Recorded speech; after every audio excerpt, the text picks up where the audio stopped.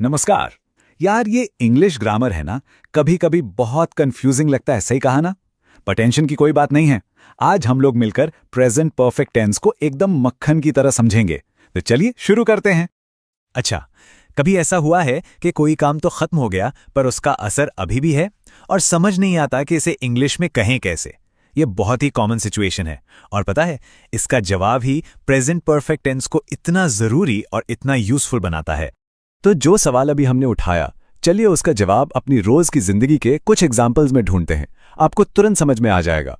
अब ये देखिए, मान लीजिए किसी ने पूछा पानी पियोगे, और जवाब मिला मैंने पानी पी लिया है। यहां पानी पीने का काम तो हो गया, मतलब पास्ट में, पर उसका असर अभी प्रेजेंट में है कि अब प्यास नहीं है। एक्शन पास्ट में, रिजल्ट प्रेजेंट में। सिंपल। एक और बढ़िया सा एग्जाम्पल लेते हैं। कोई अमेरिका पहुंचा और उसने अपने पेरेंट्स को फोन किया। मैसेज क्या है? मैं पहुंच गया हूं।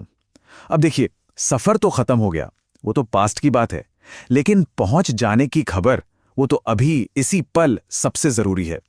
बस यही वो पॉइंट है जहां पास्ट और प्रेजेंट हाथ मिलाते हैं। तो अब हम ये तो समझ गए हैं कि इसका इस्तेमाल कहाँ और क्यों होता है। चलिए अब जरा ग्रामर की भाषा में इसे इसका ऑफिशियल नाम भी दे देते हैं। तो इसका नाम है प्रेजेंट परफेक्ट टेंस। हिंदी में इसे कहते हैं पूर्ण वर्तमान काल। इसका सीधा साधा काम है पास्ट में हुए किसी एक्शन को प्रेजेंट मोमेंट से जोड़ना। मतलब काम तो खत्म हो चुका है, लेकिन उसका असर या उसकी इंपॉर्टेंस अभी भी बनी हुई है। और मजे की बात बताऊं, हम सब लोग ये टेंस अपनी भाषा यानी हिंदी में रोज इस्तेमाल करते हैं, बस हमें पता नहीं होता।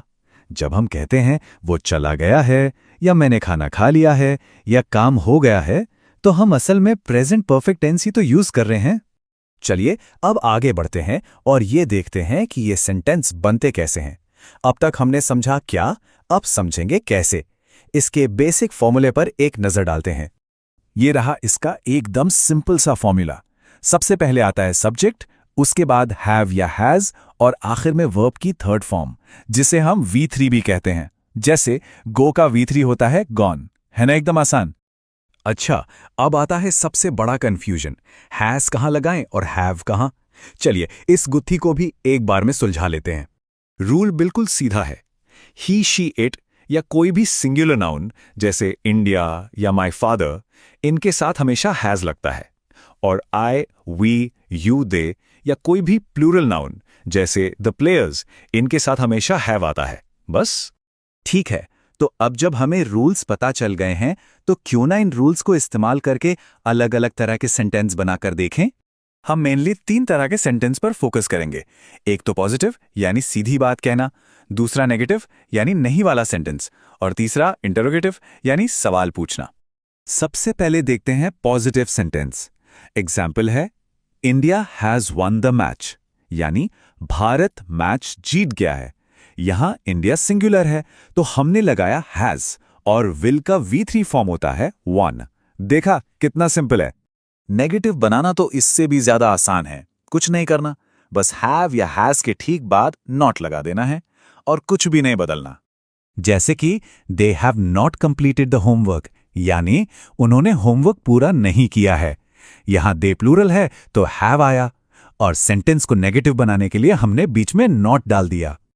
और अब सवाल कैसे पूछें? अरे ये भी बहुत आसान है।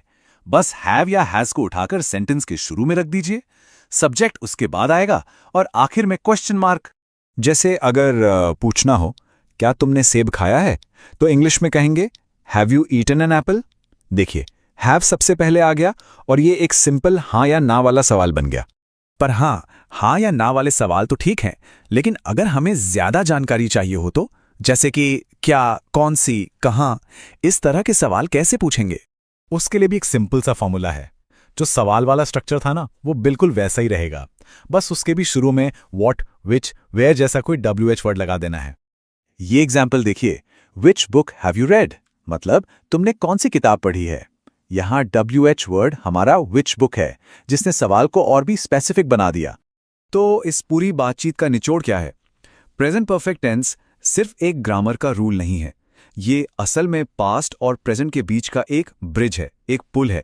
ये हमें उन एक्शंस के बारे में बात करने की ताकत देता है जो भले ही खत्म हो गए हों, पर उनका असर वो आज भी जिंदा है। अगर वीडियो अच्छा लगे तो please like and subscribe this channel. और भी ऐसे हम बहुत सारे वीडियो लेके आने वाले हैं अगली सीरीज़ में।